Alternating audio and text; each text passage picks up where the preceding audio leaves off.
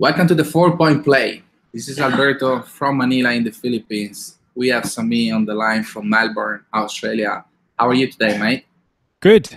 I'm great. How are you? I'm great. I'm great. As you know, guys, we are two European friends who, despite the long distance, we missed each other so much that we decided to do a weekly podcast where we discuss 3-1 NBA topics every week. So obviously, we are going to talk about. No, we're not. I don't want to talk about Anthony Davis anymore, dude. Everyone is not talking talking about about Anthony Anthony Davis. Davis. Everyone's talking about that trade. Is he going to the Lakers? Is he going to Boston, Houston, Raptors, now the Bucks, and even Portland? I'm so sick of it that I think you could name 29 teams where he might be going to. yeah, exactly. But he's Because they're definitely all not in going to anyway. stay in New Orleans for sure, That's 100%. So we were just, we just wanted to give you guys an opportunity to not to listen to any Anthony Davis discussions and to actually have some fresh topics for you guys. How was your week, Sami? How was your basketball week? Yeah, good. Look, I watched a few games over the weekend and some highlights recently. Yeah, where to start? The NBA is still fun. The Warriors are scary. Yeah. And we have random, well, not random, but the Houston Rockets today losing against a completely empty New Orleans Pelicans team who didn't have Davis, of course, but also no Mirotic, no Randall, no Antoine Moore. They were out of basically all their good players apart from Drew Holiday. Well, dude, So that was fun. what? You're talking about New Orleans, and I said we're not going to talk about Anthony Davis. So let's just swap, the order of the topics. And like you said, New Orleans, they beat Houston, and they only had Drew Holiday on the field. He actually had 6 blocks last night and 5 I against saw. James Harden. That's unbelievable. And obviously, with the decision by Anthony Davis to leave the Pelicans, we have this amazing guy, this amazing guard who will fit in pretty much quite a few teams in the NBA. The only thing is that he's got 3 more years at 26 million. So that's a pretty heavy contract, not as heavy as other contracts, but still, he's having like quite a few good seasons, like excellent seasons. Remember last year during the sweep against the Blazers, I think he had 28 points, 4 rebounds, 7 assists, and he shot 57% during the series. So my question for you, because also Drew, he said 90% of the reasons why I stayed in New Orleans were related to Anthony Davis. So he might be asking for a trade as well. What are 2 or 3 teams that he would fit in? Look, I think he would fit in many teams. I think he's one of these players who is very versatile, probably quite underrated. He's excellent defensive player. He made the all-defensive team last year, first all-defensive team. First team all defense. That's how we say it, and certainly a very good complement. He doesn't. I mean, he can play point guard, but he's actually better when he plays off the ball these days, and that's statistically certainly where he's making the best impact on the game. You could slot him in a lot of different teams, really. To me, he's a slightly younger and much better version of Chris Paul. I was trying to compare, people saying, well, Drew has a big contract and who would you sign for him?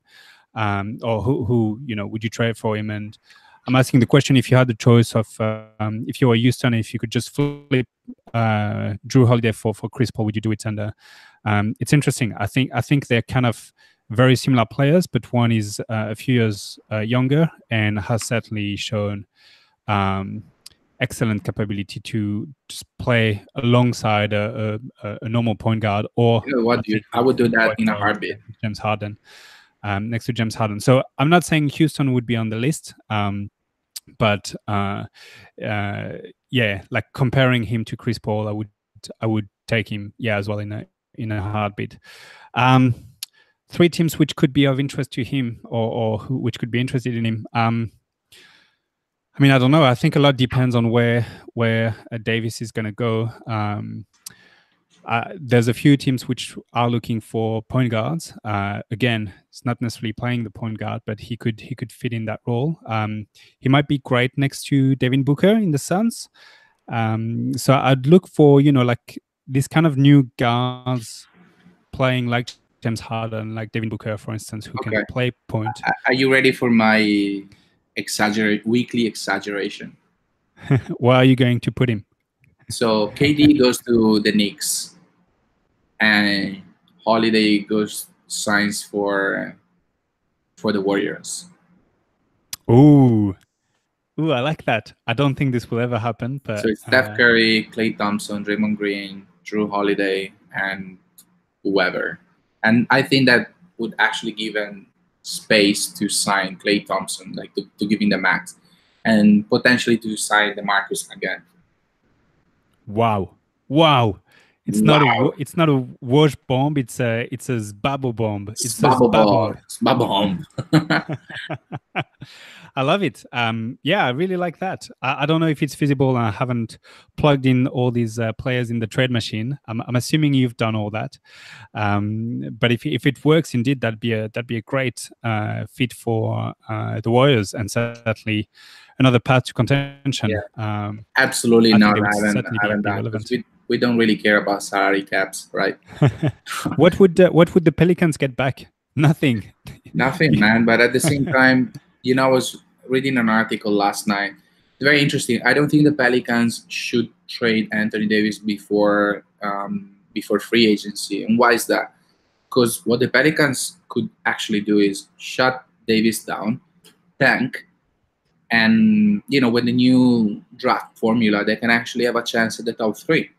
Absolutely. Absolutely. I think it seems that what I've read and heard as well is that the Lakers might indirectly put pressure on Davis and his team to try and trade before the trade deadline, because that's their best shot at signing him. Yeah, absolutely. The more time goes past, and the less chance they have to actually sign him. And even Boston, they can't trade for him unless they tried Kyrie. So it's quite impossible. Yeah. So I think nothing will happen until summer. Oh man, I'm sorry. Like we said, we weren't going to talk about Anthony Davis, but well, we're circling around. We're bringing Drew Holiday. So of course, he's going to come up in the conversation. So that's you know who's a bit older than Anthony Davis? A lot of people are a bit old. I am a little bit older than Anthony Davis. Much older. Obviously, we're talking about the future 3-point shooting competition winner, Dirk Nowitzki, but also Vince Carter, Vince Sanity. So Vince Carter turned 42 last week. It's unbelievable, man. At 42, he's still playing, still scoring. Still playing in the NBA. Still playing, and playing very well, honestly. He's had quite a few really good games with the Hawks. And as you know, after a great career in Toronto with the Raptors and in New Jersey, where he actually had 2 trips to the NBA Finals with Jason Kidd and Jefferson. Since then, he's been traveling around quite a few teams. He played for Orlando, he played for Phoenix, Dallas, Memphis, Sacramento, and now the Atlanta Hawks. So definitely teams that, they didn't really have a championship in their mind when they started the season. And it's very interesting because there's been quite a few players. The first one, if I recall correctly, was Mitch Richmond. He went from Sacramento to Los Angeles to get his ring, to get his championship. And as well, he just left his franchise career in Utah to go to the Lakers and eventually lost to the Pistons. But my question to you is around Vince Carter. So he said he would die inside if he had to sit on the bench. He would die inside game by game if he just had to wait for his ring, like, for example, playing for the Warriors. And, and I watch NBA on TNT, and Shaq is always telling Charles Barkley, "Shut up, Chuck. You got no rings. I got 4. Shut up, Chuck. You don't know what it means to win, what winning means." So that's kind of the old mentality. But also, KD, he decided to leave OKC because, hey, I need to win. It's all about winning. So Do you think that a championship or a ring define your career, or other achievements, like for example Vince Carter in this case, um, would define your career in a different way, but same. Well, I think that unless you're going to be on air with Shaq in the studio, I think certainly your career can be defined by something else than just rings. There are, a number of players. Barkley is one example, but the duo Karl Malone, John Stockton don't have any rings. They didn't have. They didn't have a great NBA career. You have a lot of NBA players, ex and current, who have had a fantastic, successful career, even though they don't have a championship. It's so hard to win in the NBA. Everyone repeats that. One team out of 30 wins each year. The competition is tough when you have great players on your team. You have the best path to success, but you're never. You always have risk of injuries. You always have risk of another team suddenly playing better. You have risk of anything can happen at any time. So it's really, really hard to win. And that's not how you define a great player. I think Vince Carter will be remembered for what he's done. I would include things like all-star appearances. I would include things like, are you going to be in the Hall of Fame? Are you in the Hall of Fame? And that, to me, is more recognition of the actual game and what you've contributed to the NBA, as opposed to just, if I have 3 rings, 4 rings. You have more rings than maybe even Shaq, and yet I wouldn't put them in the same category as what Shaq has achieved. So the answer to your question is no. I don't think a player is defined by championships. It can help put, I guess, a cherry on the cake for some individuals, but it doesn't define their championship, at least not today. I think it does define the career at a certain level. When you get up to the top, when we're talking about MJ, Shaq, Bill Russell, Kobe, for example, Dwayne Wade, LeBron, Jerry West, and whatnot. Well, Jerry West, he only had 1 ring, right? I think he lost 8 or 9 finals. But it does separate those players from the excellent ones, because those players are unique. And Kareem, Magic Johnson, and whatnot. Charles Barkley was able to. I'm going to mention two really good memories. One by Charles Barkley, who said, I really believed I was the best player in the game when Michael Jordan was playing. And then I got to the NBA Finals, and Michael just killed me. He killed me. And that's when I realized that I was not the best player. So to have that confidence to get to the NBA Finals with your Phoenix Suns and say, I'm better than Michael Jordan, and then getting defeated by Michael, that's where the separation, in my point of view, stands. And the same thing applies for, obviously, like Richard Jefferson wasn't as good as Charles Barkley, but in his last piece for the Players Tribune, he kept on mentioning, for 14 years after the 2 finals, it might not be 14 years, might be saying some absurdity, but he said, I've been chasing that ring for a long time, and we were down 3-1 with the Cavs, and then, when Kevin Love got that rebound and we got the win 4-3 against the Warriors, I just started crying, because I'm free, the liberation from actually winning a championship. And how long it takes, all the work in the gym, the preseason, the season, the playoffs, the injuries. It's unbelievable. Like, I would love to play in the NBA. Yeah, I agree with you, but I think there's also a little bit of luck at some stage to win a championship. And if you give a ring to Vince Carter today, let's say he was sitting on the bench and slowly dying inside with the Warriors this year, I don't think this would. I think it would be a nice. It wouldn't be a different. It wouldn't make a difference. A nice present for him to say, "Hey, you've got a ring in your career, and you can claim that." But I don't think this would define his career. So it depends when you have it, and if you've been at the top, and if you've had a lot of chances to get a ring, and you just couldn't, it doesn't mean that suddenly you're a bust or you're a failure or you're not as great of a player. Don't tell me that guys like Allen Iverson, Steve Nash, Barkley, of course, Malone Stockton, as I said before, Reggie Miller. they don't have rings, it doesn't mean that they were not great players and that they won't be Yeah, no, remembered absolutely. in the list of some of the greatest players of all time. Patrick Ewing, Pistol Pete, and in today's NBA, we still have Chris Paul and James Harden don't have rings. You know what? My final word on it might be: if you are like a franchise player, you don't ever go to another team at the end of your career just to win a championship. But if you're a player like, for example, David West, he played 10, 15, sometimes 20 minutes against the with the Warriors in the previous 2 seasons, and he actually earned those rings. Yeah. But if he was, I don't know, if Dirk or even Vince Carter would have gone to the Warriors just to win 2 rings, I would have appreciated them less. But anyway, man, sorry, I think I'm talking way too much about the second topic. Unless you want to say something. No, that's straight into that's fine. Move on. Yeah. We're talking about players with successful careers. Obviously, Vince Carter, Vinsanity. He changed the state of basketball in Canada, in Toronto. He was a big dunker and all of the connection with the hip hop. And now I'm going to talk about one player that had all the expectations when he got out of college, and he didn't play really, really well at all. I'm talking about Jahlil Okafor. So in his last 5 games, Jahlil as a starter, 5 games as a starter, he's averaging 21 points per game, 11 rebounds, and 2.6 blocks, shooting 75% from the field.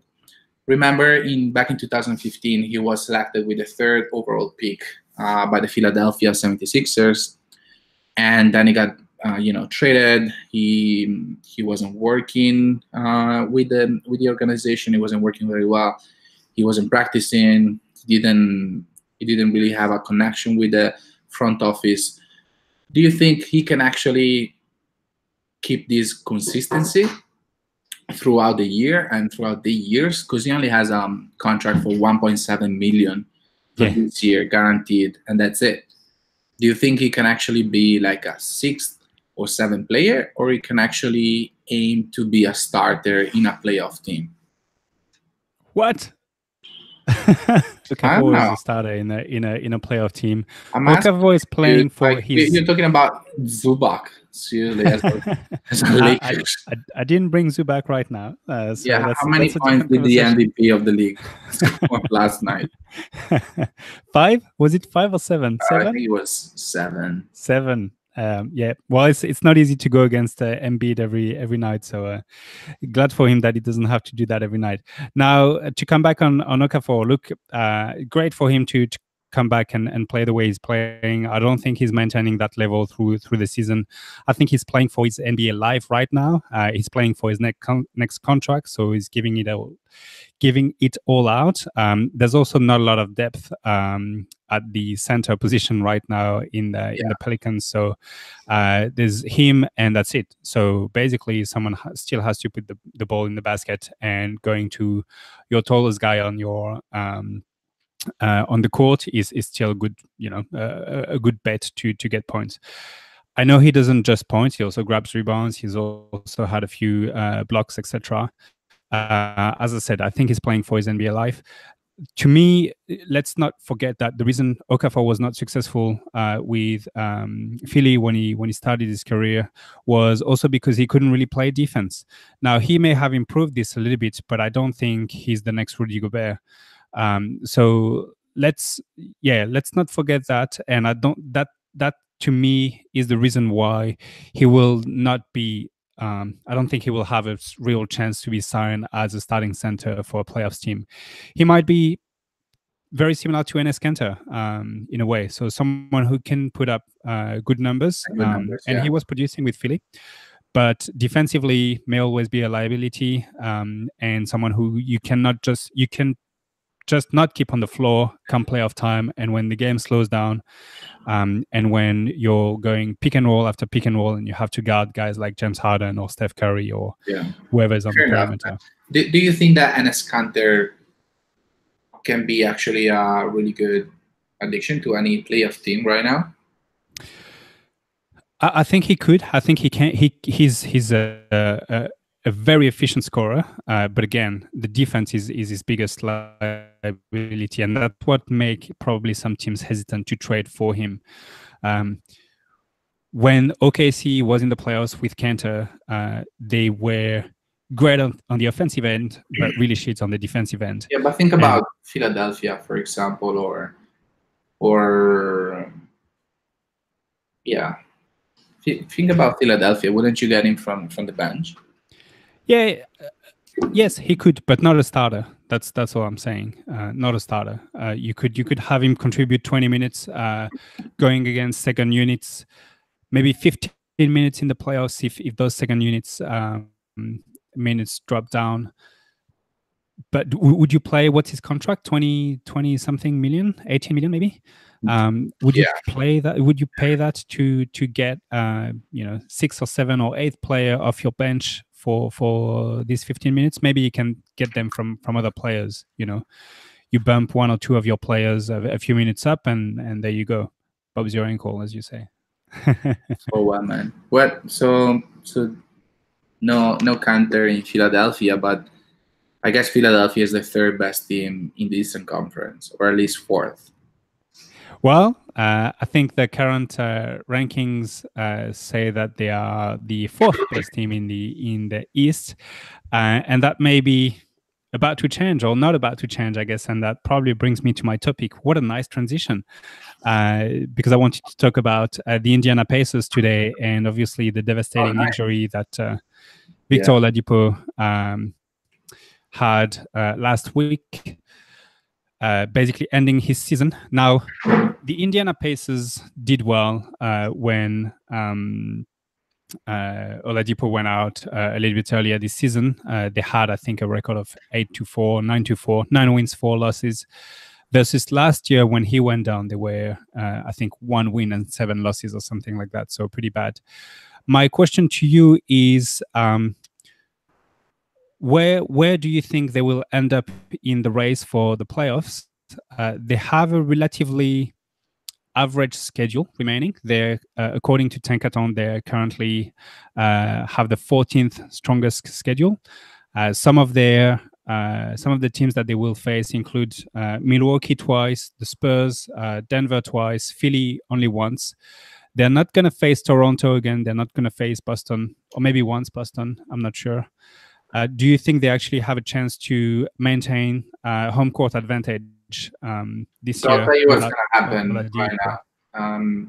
Indiana's going to get kicked out first round of the playoffs, game 6 in Indiana. So they're going to get the 5th. They're not going to get home court advantage.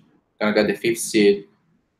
Whoever they're going to play, either Boston or Philadelphia, they're going to play an excellent series, maybe just stealing one of the first 2 games in Philly or in Boston. But then they're not deep enough to be able to compete against Philly or Boston. They're not gonna go down to number 6 because Brooklyn.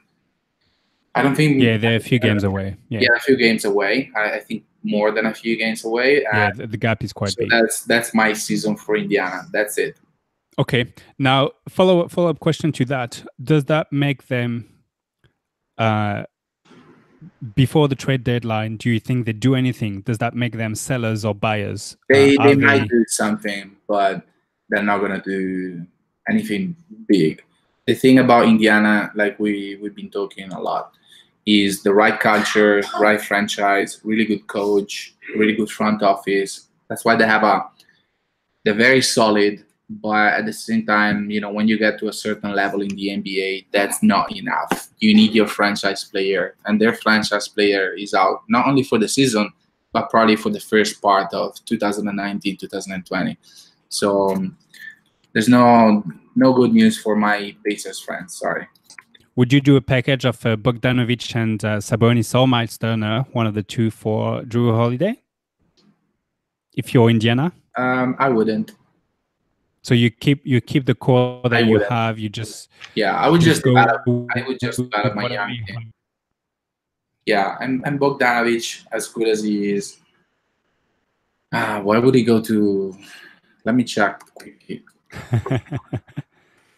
Bogdanovic, his contract. I don't know. I think he's well, I think I'm just pretending I know. Oh, so he's a unrestricted free agent next year. So why would I sell him? Maybe for a first round pick. Because yeah. I think he's worth a first round pick. So they might do it with another playoff team. They could do a sign and trade as well. All right, man. That's a good option as well. Like, I'm really sorry for the Pacers fan, but also I think they should have stopped Oladipo like a few months back because he already had a few knee issues, and he should have, they should have stopped him. Yeah, apparently the injury that he's had is also not something very common for NBA players. That very surprising that he suffered such an injury. It's very sad news for the Pacers. I wish them the best in this season, and try and do the best out of it, and hopefully go to Game 6 or even possibly Game 7 in the playoffs against Boston. Or Game 6 it is. Game 6 it is. I'm just gonna put my 50 Aussie dollars there. Look, we're done with the topics for the week. As you know, I have an extra bonus question for you. When is James Harden, 30-point streak going to stop? This schedule says Nuggets, Jazz, Suns, Kings, Thunder, Mavericks, Timberwolves, Lakers, and Warriors. That's for the next 9 games. Next 9 games. When does Houston finish the season? No. Oh, okay. Yeah, that's your joke. Yeah, well, it's not a joke, but he's certainly on a roll. I mean, again, today he was defended by one of the best perimeter defensive players of the league, in my opinion, in Drew, who had 5 blocks on him, as you said. I thought he had only 3, but maybe 5.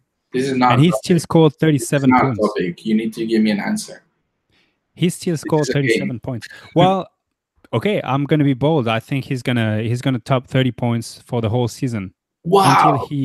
Until he either rests or rest for a game, or just it's the end of the season. Me shake my hand, because if that's gonna happen, dinner is on me in Melbourne. Wow. Okay, so in this case, I should say 27th of March. Yeah. Okay, man. Thanks a lot as usual. It was great. Podcasting with you. We got some live audience here. Shout out to Marie and Natalia. And shout out to Natalia and Marie. Happy birthday. Happy 16th birthday. It's great to have live audience. I love doing this live, even though we didn't take any questions. With your 3-year-old next time. That's going to be slightly different.